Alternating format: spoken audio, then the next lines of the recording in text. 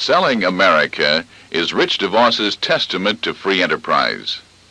The president of Amway Corporation has won several honors, awards, and national acclaim over the years for this and other talks.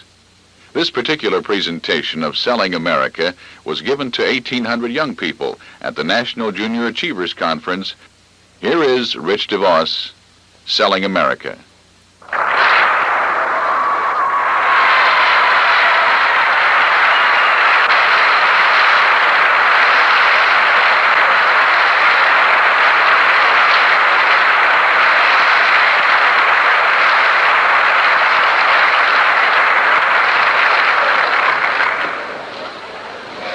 Fellow achievers and fellow Americans, Canadian friends from the North, it's an honor to be with you tonight to share a few thoughts about the great system that makes both of these countries the most prosperous on earth.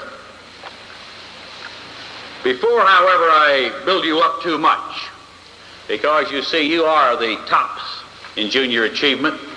You're here because what you've done, you're proven achievers and performers.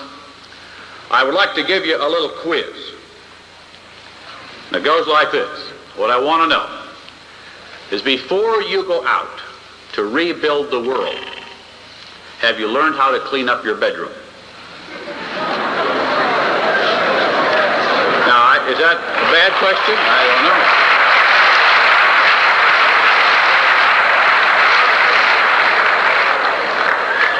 You know, we live in an age where the Junior Achievement Organization and those of you who are gathered here stand contrary to what many people in this country believe. And as I wander and as you wander, you find people who don't believe that people should be rewarded in direct proportion to the effort they put forth. They think that all people should be treated equally, like in the socialistic or the communistic governments. And what that means is that everybody should be equal. What they really mean to say is that everybody should be equally poor, because that's about where they stand. But something happens in the minds of people, those who are not here, those who are roaming the streets tonight, saying that America and the free enterprise system is shared in this country and Canada is not available to them. They claim the American dream passed them by.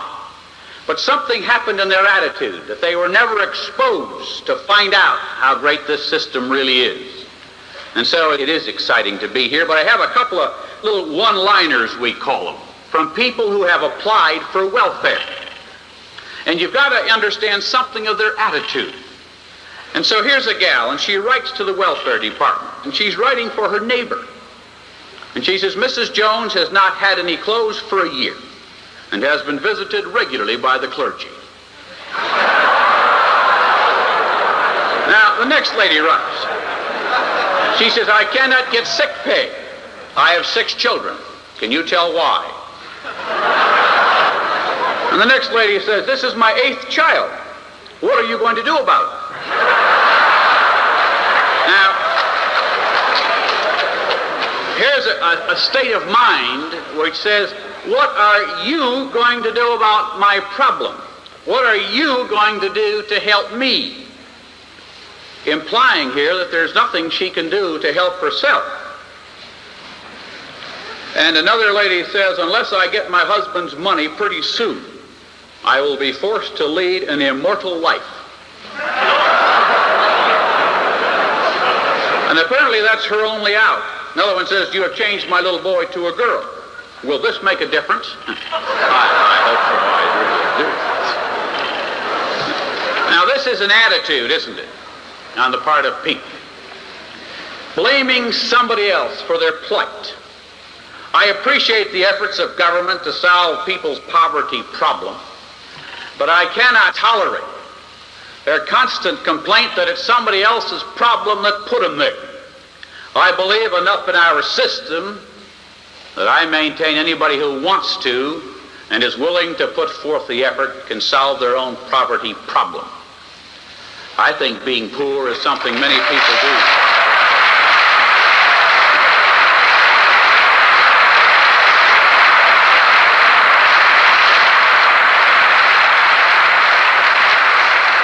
of it has to do with being poor by choice. But you see, that doesn't solve the problem, does it?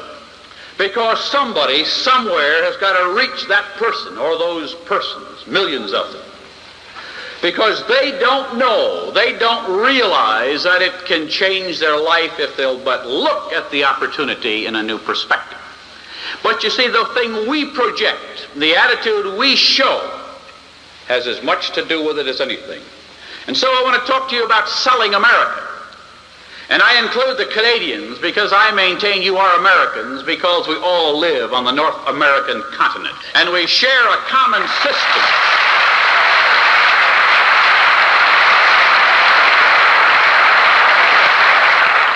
I, of course, welcome you, and I recognize you're Canadians, and that we've taken words and say we're Americans and you're Canadians, but we all work under the same concept. And that's why the border goes unguarded, and that's why we go back and forth so freely, because we have so much in common. But when I ask you to sell America, I maintain it's a part of a greater job.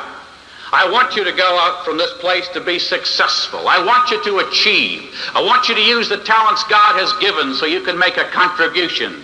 I want you to assume roles of leadership so you can take those people who don't know that the opportunities are available to them and make them see the light. And maybe all they're waiting for is a word from you. And you know, sometimes that word is so simple. It goes like this: "Hey, John, you can do it." And you know, maybe nobody's ever told him that. You better think about that. You know, my dad used to say that to me. I used to say, "Oh, I can't do this. I can't do that." And he'd say, "You say can't once more and I'll knock your block right through that wall." So somebody kept saying to me, as somebody has said to you, you can do it. You can do it. It does pay. You can get ahead. But you see, those people never had it. Let me give you an example. In your school right now is some girl or some boy who doesn't dress quite as well as you think he ought to. But you've got your own little clique going over there in the corner, haven't you? And so this poor soul who maybe is dressing as best they can walks by, and somebody says, "Look at that." You don't have to say any more than that, you know. They feel a little bad anyway that they can't afford something better. But you see, in that moment, you help to destroy that person. Because you see, that little snicker might just have been the whole thing that broke that girl's heart, or that boy's heart. But a friendly word from you could have changed that whole situation. Some of you are decrying the fact that some kids in your school haven't gone on and they're dropping out. And you haven't stopped to wonder the effect you had on the reason they dropped out. See, you're the bright ones. You're the leaders. You can afford some slop. And what I mean is that so you skipped a day. But the problem was when you skipped, you didn't do it alone. You said, "Come on, John, go with us for a day. We're going to this lake to go swimming. Oh, we'll skip today." Well, when you came back, it was all right. You caught up in a hurry, so you took a grade down that day. It was all right. It didn't matter to you. But you know, to John, it might have just knocked the edge off it. And then he slipped just a little behind that day, and he never quite caught up. And when the end of the semester came, he flunked the course. Not because he wasn't the greatest, because he wasn't that smart, but he was making it until you taught him a habit or took him away. He couldn't afford that day. You could, but you undermined his whole future because you taught him a bad habit that day. You see, the little things you do, folks, affect the lives of people every day. There's no escaping the impact you have on others. And certainly as the leaders in your community, you're just not one of the gang. You're one they point to, they look to. And every word of encouragement can change the lives of the others with whom you live. I gave a talk one day in a high school, and I talked about smoking, you know. And I'd made some comments about the fact that it's an interesting thing that when you're your age, it's real big shot stuff to smoke. And when you're my age, you're a big shot if you can quit. Now, that's an interesting thing. But I made some implications that I didn't approve of smoking. One young gal came up to me afterward, and she said, "I'll have you know I smoke." I said, "You're kidding." She was a high schooler. She says, "No, I do." I said, "I don't believe you." She said, I smoke." No, I said. You don't smoke, honey. The cigarette smokes. You're just the sucker. You got to remember that.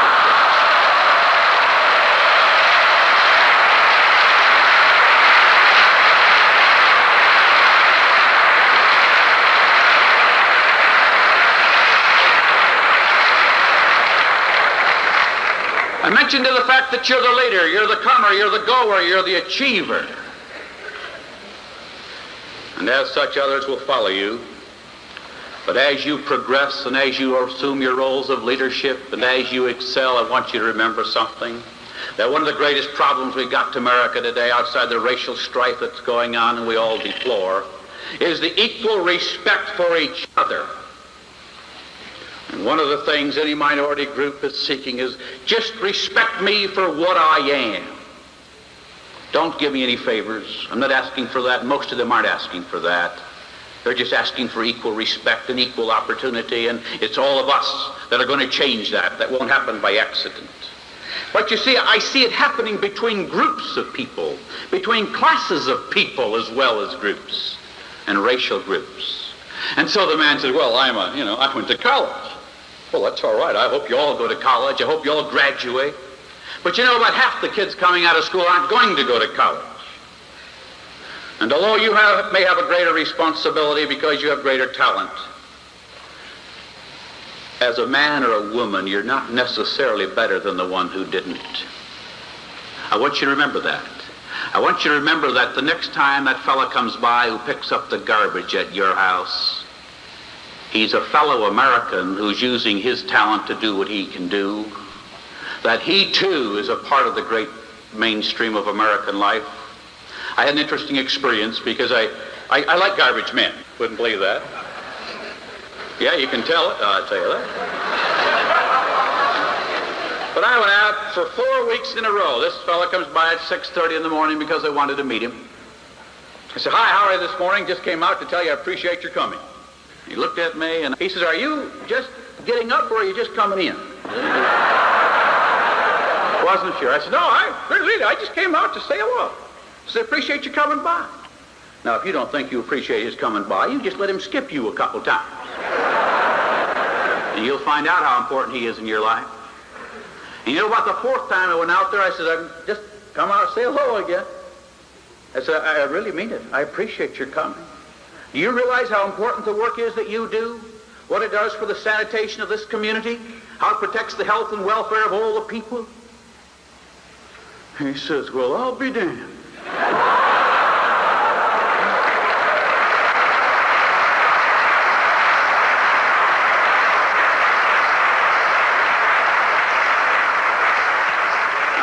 Use that language, but I portray to you his attitude. He said, I've been picking up garbage for years, man. Nobody ever told me that. And I say to you, isn't it too bad that a fellow American who's doing what he's able to do has had no one tell him how important his work is? He says, you're 1 in a million. Well, I don't want to be 1 in a million. And I ask you, as you go on to positions of leadership, to join me in a crusade of respectability for all your fellow Americans. And I hope you go on to college and get a PhD or whatever it is you're seeking. But I hope you'll always remember that that doesn't make you better than the next guy. It gives you greater responsibility. And then I look at the people who come to work and work on the line, and I look at the school bus drivers, and we say, well, he's just a bus driver. And the other people say, well, he's just a businessman, he's just a salesman. Will you eradicate the words just from your vocabulary? Nobody is just to anything. He's a man or a woman doing what he knows how to do best. That's the real sign. So if a guy fixes your car, remember to greet him. Remember to thank him. And if all of us will begin to do this, we can change America. We can break down the barriers between I'm better than you. There's too much of it. So let's join me in the crusade. Let's remember that the little things make a difference. There was a time I went in a gas station. A young chap comes up to me, he says, how do you feel? I said, I feel wonderful. He says, you look sick. I said, well, I never felt better in my life. He said, well, I don't know, your color's bad. You look yellow. Well, I got up, I walked out, went down the street in my car, drove a block, stopped to look in my rearview mirror to see how I felt. I wasn't so sure. When I got home, I checked both bathrooms, fluorescent lights, regular lights, looking in there. So I think my color's all right. Next morning, I'm still peering in my eyeballs. Wondering if I got yellow jaundice, if my liver's quit. Suddenly not too sure. Thought I looked all right, but still felt a little funny. Got back to that gas station that day, discovered something. They just painted the place a sick yellow color. Anybody in there looked sick. But you see, somebody who I didn't even know, who wasn't skilled in the arts of medicine or anything else, makes an observation for 24 hours, I'm flipped. And if one of you girls wears a new dress to school next fall when you go back to school and nobody says anything, you're flipped just because nobody said anything. And you might have seen 500 kids that day, but if only 2 or 3 say, hey, that's a good-looking dress, then all of a sudden you wear it proudly. I had a sport coat like that. I bought it. Nobody said boo, you know. I began to think it was an ugly thing. One day I met one gal. She said, hey, that's a good-looking sport coat. You know what I said every time I pulled my sport coat on after that? Hey, that's a good-looking coat, man. All because one person told me so. And that's how you can change the lives of people. And that's why I wasn't kidding you when I said those few words to your friends in school and elsewhere. You can do it. Can change their whole life. From a kid who's about to quit, from somebody who's struggling and trying to get along. You see, you're the epitome of respectability. He looks to you. You're in the upper side of the class. So when you say it to him, it's a helping hand going down to lift him up. And you can change his life and revolutionize him. I'm concerned when I see people in union organizations get up and say, why, management, that rotten bunch. They're taking all the money and we're doing all the work. And the salesman, he rides around on company expense account. Why, living off the fat of the land, we do all the work and those salesmen are getting all the money. And the stockholder, why, he's the worst of all. He gets paid and he doesn't even punch in. But you see, in that are the seeds of destruction, just as surely when management says, you can't trust the people in the back end anymore. You let them get away with this and they'll do the rest. You let them come in 5 minutes late today and they'll be 10 minutes late tomorrow. I want you to remember that that's not a true statement. And the next time somebody tells it to you, you stand up and challenge them and say, I don't believe it. Because that's not the way it is. We have employees at our plant, and I marvel every morning because almost all of them are on time every day. And if you ask them to do a little more, they're always willing to give you a little more plus a little bit more. They all come to work in the morning in their own cars, and there they come. Some of them are worried that they can get there a little ahead of time, so they beat the rush of getting in. They wait in the coffee shop or cafeteria, so they're ready. I marvel when I look at the school bus drivers, and you're riding with them. And every morning across America and across Canada, they get in their cars and their buses, and they drive, and they pick you up, and they haul you to school, and they take you home, whether it's raining or snowing, no matter what it's doing. And you say, well, he's just the bus driver. No, he's not just a bus driver. He's a typical American who can be depended upon, who's trustworthy, and who's honest, and who carries out his responsibilities. That's the true American that I know. Well, the other day you were a little concerned about that policeman. Remember the one who shined his light in your car when you were parking? Remember that one? Sure.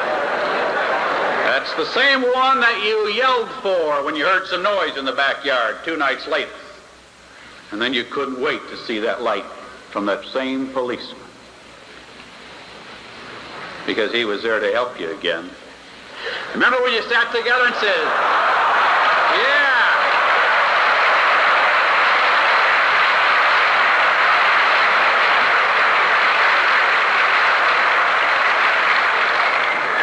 You never know what they'll get you out of, I tell you that.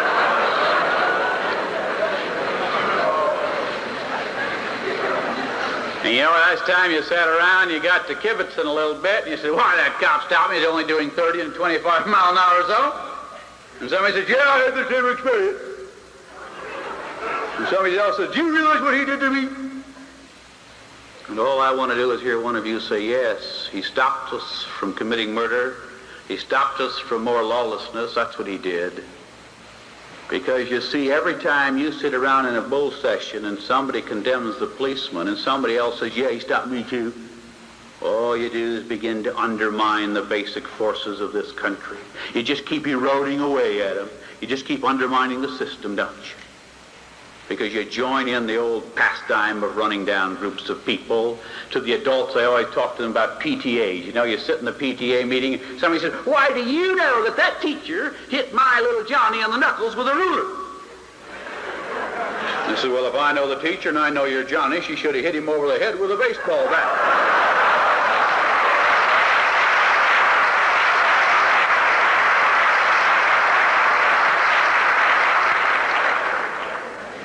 How many of you took a little time after school was out this year to write a note to your teacher and thank him?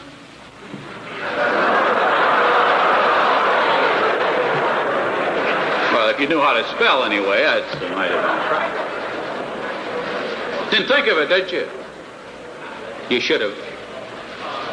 They spend a lot of time working with you. They never once turned you down when you asked for a little extra help. No, they didn't. Not if you really wanted it. But you see, this is what built this country. Labor didn't build it. Management didn't build it. The Republicans didn't build it. The Democrats didn't build it. Now all the people build it. Each one respecting the other one and giving them their day in court and offering them their praise and saying, thanks for the help you gave me, whether it was to the garbage man, the teacher, or the policeman. And together we build it. This is a great building we're in. Some architect designed it. Some engineer put some work into it. And they should have their credits, but somebody else got down there in a hole and laid those foundations. Somebody else poured that concrete one bucketful at a time. Somebody else put those fixtures in one fixture at a time. And this is the structure that built our country. And you and I, every time we fail to recognize the part other people play in making it what it is, help to undermine it. They tell me the American people in our free enterprise system, and this is what you're going to hear, you know, especially the fact that you're a junior achiever. Why, this is a rotten society today, folks.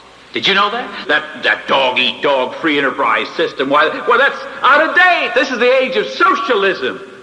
This is a new age where we're concerned for our fellow man. This dog-eat-dog trying to outdo the other guy and make a better product and outsell him. That's not anymore.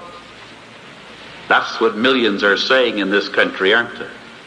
But you see, what disproves all that is that despite this so-called selfish attitude we're supposed to have, last year the American people reached in their pockets and gave $10 billion away to help somebody else, through the United Community Funds or whatever else they happen to believe in to support it, and to their churches.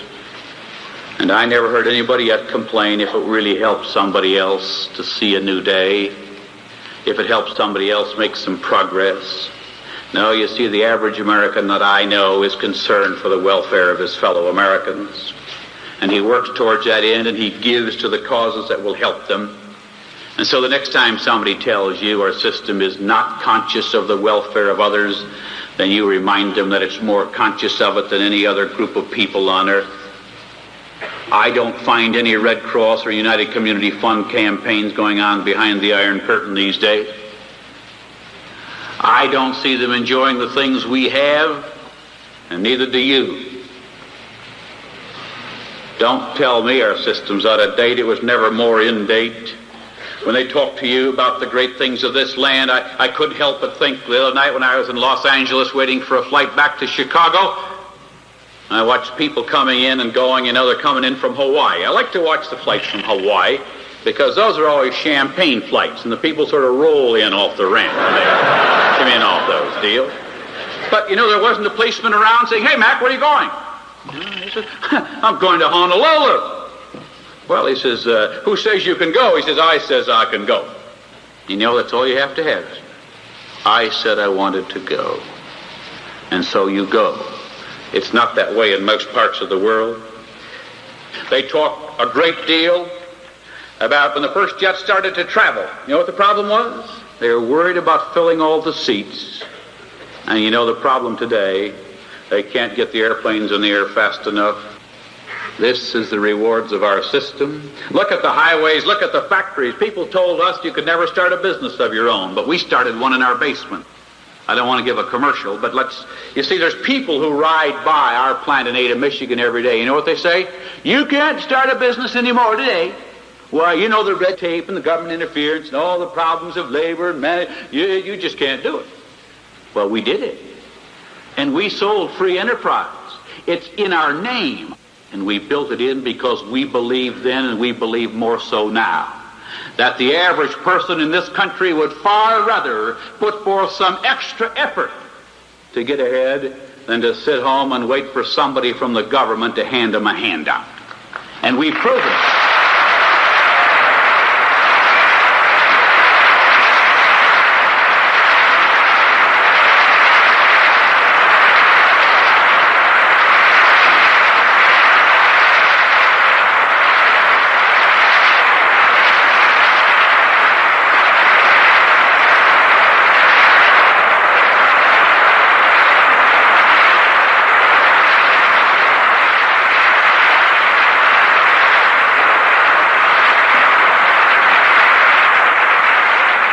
Thank you, but with all that, I've lost my place. Now, I'll start over, and then we can pick the threads out from there. You see, it's not what we've done, but we believed in people, and all they've said is, give me a chance to get ahead, and I'll do it. And they join us by the thousands every month. And so for those people who you will meet, and who will be telling you that opportunity doesn't exist, I want you to stand up and say, I don't believe it. Because I happen to know that opportunity is greater today in this country than ever. And believe me, friends, there's more opportunity in business than any or all of you will ever be able to take advantage of. The challenges in industry are great. I keep reading about the fact that the kids in college today go into the social fields. You know, they want to work for the welfare of others. Well, if you got any guts, you'll get in business. Because we provide more welfare than anybody else. We provide employment for 72 million people. That's what we do.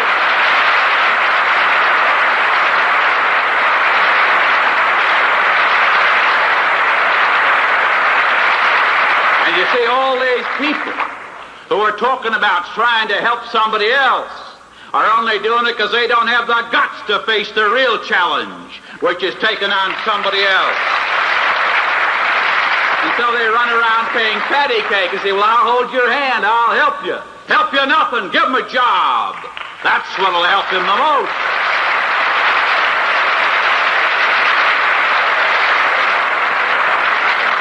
But I get tired of these boys and their two-bit theories sitting over there, always telling me how important it is to help people.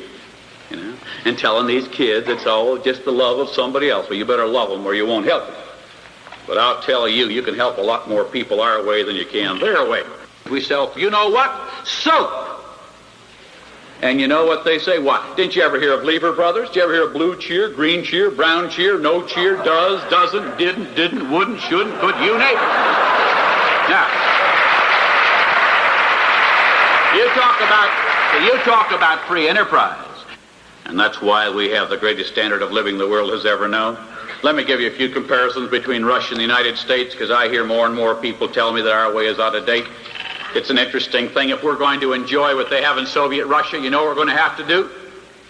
If we're going to enjoy what they have, the first thing we're going to have to do is abandon 3/5 of our steel capacity and 2/3 of our petroleum output. Then we'll have to get rid of 95% of our electric motor capacity. And then we got to destroy 2 of every 3 of our hydroelectric plants. And then we'll get along on 1/10 of our present volume of natural gas. Then we'll rip up 14 of every 15 miles of our paved highways and 2 of every 3 miles of our railroad tracks. Then we'll sink 8 of every 9 ocean-going ships that we have, and we'll scrap 19 out of every 20 automobiles and trucks. Now, you know the problem, don't you? You see, what bothers the people in Russia is that they get all the parking places and we get all the automobiles. Now, that's the problem.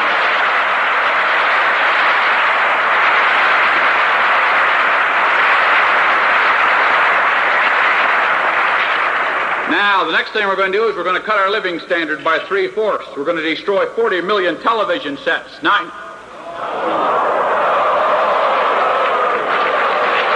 that be wonderful? Huh? That reminds me, 9 out of every 10 telephones. And some of you are going to have to, some of you are going to have to learn to write and spell again, and that gets pretty tough. After we got rid of 9 out of every 10 telephones, we're going to get rid of 7 out of every 10 houses. Yeah. And some of you would discover that you can't spend so much time in the bathroom. Now, I tell you, 1 John down at the end of the hall, shared with 7 families. You see, we sit and we laugh, and they tell me our system isn't worth preserving. Isn't it marvelous, that wall they built around Berlin to keep all of us out? Did you ever notice that we don't have any out-immigration quota in this country?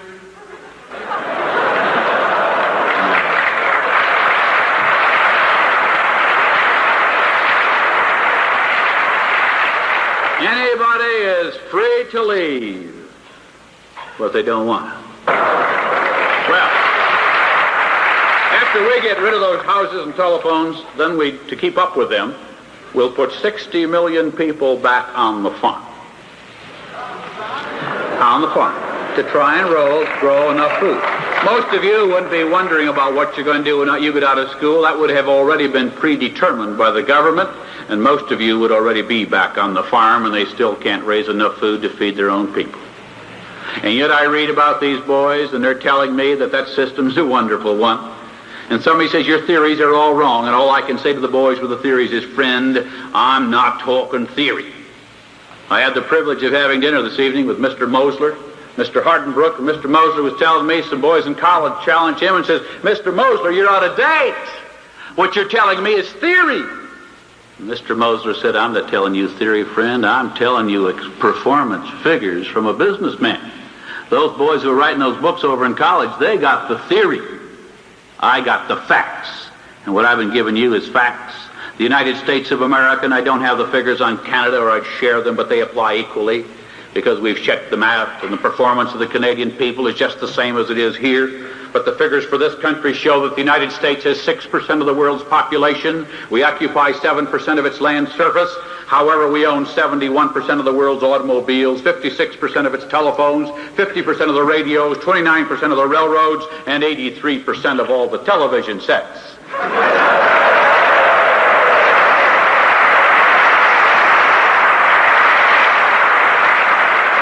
Well, when I was young, we used to neck in the dark. Now, I'll tell you this.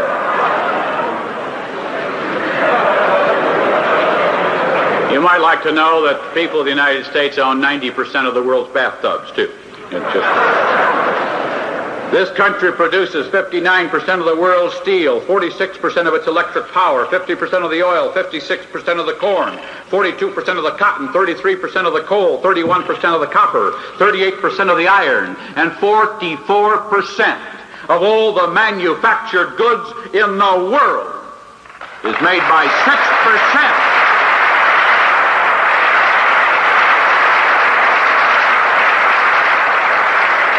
Is made by 6% of the world's population, and these boys with their theories are telling you it don't work. Well, young friends, it's up to those of us who know better to stand up and challenge those. Well, I can't think of a favorable word at the moment.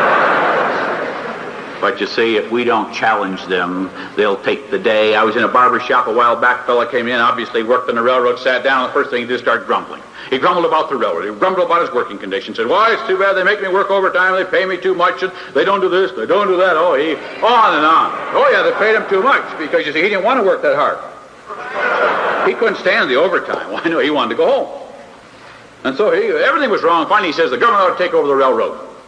And about that time, you see, I was going right through the roof. And I says, friend, I know a place in the world they do it your way. And there's nothing keeping you here, and in fact, I got enough money in my pocket to buy you a ticket. One way. And you can go. Because you don't have to stay here and do it our way. But he got kind of mad, and he left, and I left. But you see, that wasn't the clue.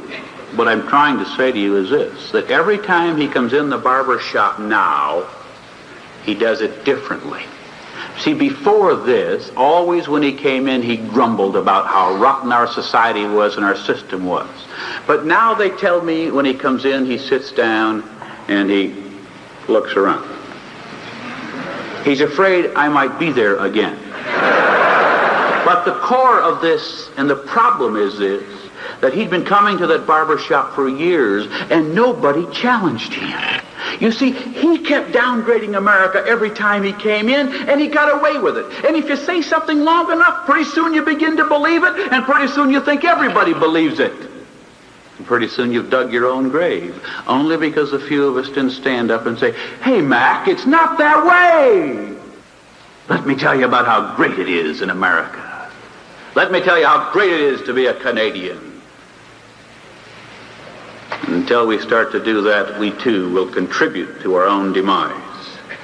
A fellow by the name of Robert Murphy, a former diplomat, former Undersecretary of State, said this: "Only by fostering private enterprise can the United States truly capitalize on its most basic advantage over communism." And another fellow from England by the name of Winston Churchill said this: "Socialism is a philosophy of failure, the creed of ignorance, and the gospel of envy. Its inherent virtue is the equal sharing of misery." And I would close with these words.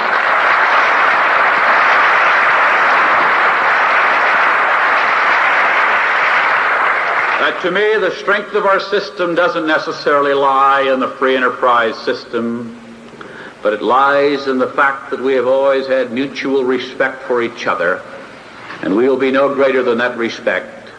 And at the bottom of that respect lies a faith that most of us believe that we are placed on this earth by God with a responsibility to use the talents we have been given. And certainly the prayer that we had at the opening of this session said the same, that this is our real responsibility today. You know, when this country was founded and the Pilgrims came here, they had a Thanksgiving Day and they gave thanks. And they pioneered and they went forth and they used their talents. I find today in Washington an effort to get rid of the words "in God we trust" on our money. And in my opinion, when they get rid of the words, you better get ready to throw the money away, because it won't be worth anything either. And I happen to believe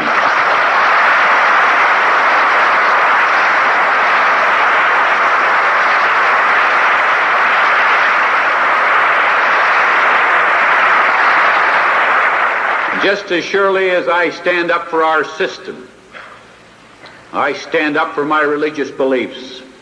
And too many people are always backing off because someplace somebody said, "Well, don't discuss religion and politics because all it leads to is an argument." Well, young people, it's time we took on the argument, and it's time we debated every issue, and it's time everybody else started telling us what's wrong. We stood up and said, "Hey man, let me tell you what's right." And you watch the other crowd, they'll wilt because they don't have the performance figures to back them up. They just got theory.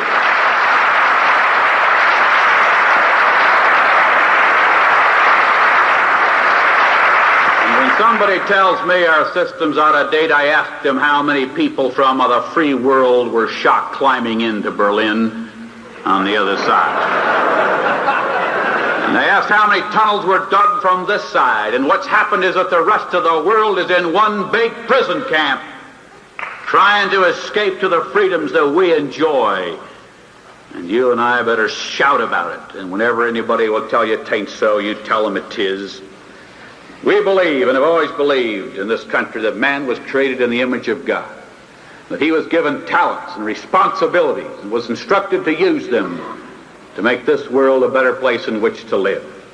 And you see, this is the really great thing of America. And this is where it contrasts with everything that Russia and other godless societies are attempting to do.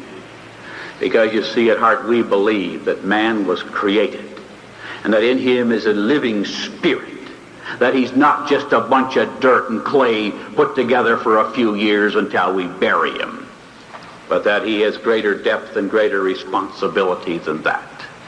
And that's why we respect each other. That's why we care for each other. And that's why we must stand together and give thanks for the things we enjoy. And so I'm asking you to sell America along with whatever business or profession you go into.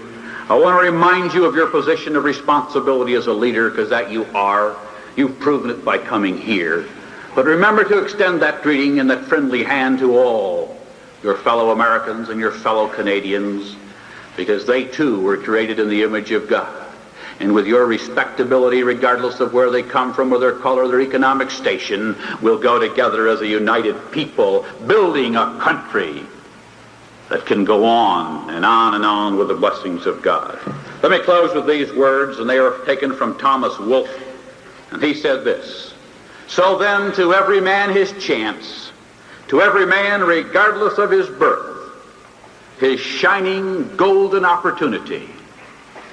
To every man the right to live, to work, to be himself, and to become whatever thing his manhood and his vision can combine to make him. This, seeker, is the promise of America."